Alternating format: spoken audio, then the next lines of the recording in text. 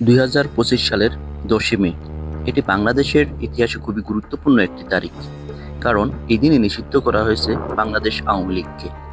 অন্তর্বর্তীকালীন সরকার বাংলাদেশ আওয়ামী লীগের সকল ধরনের রাজনৈতিক কার্যক্রম নিষিদ্ধ ঘোষণা করেছে। এই সিদ্ধান্তটি এসেছে এক গুরুতর অভিযোগের প্রেক্ষাপটে। 2024 সালের আন্দোলনের সময় সহিংস দমন পীড়নের ফলে প্রায় 1400 মানুষ নিহত হন, এমনটাই দাবি জাতিসংঘের।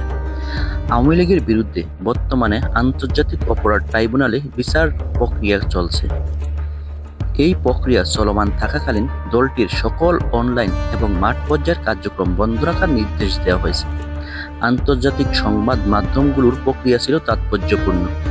দ্য গার্ডিয়ান উল্লেখ করেছে যে আওয়ামী লীগ, যা একসময় বাংলাদেশ স্বাধীনতা আন্দোলনের অগ্রদূত ছিল, এখন সন্ত্রাস বিরোধী আইনের আওতায় নিষিদ্ধ হয়েছে।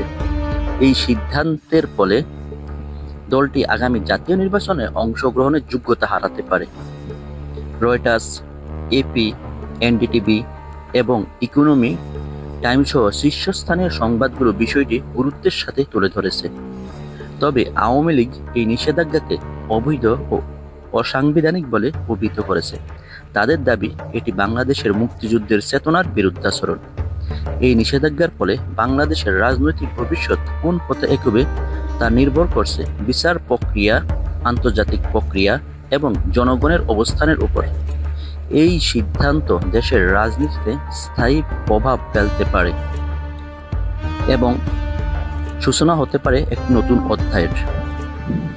এই ধরনের বিশ্লেষণধর্মী ভিডিও পেতে চ্যানেলটি সাবস্ক্রাইব করুন এবং আপনাদের মন্তব্য জানান কমেন্টস বক্সে।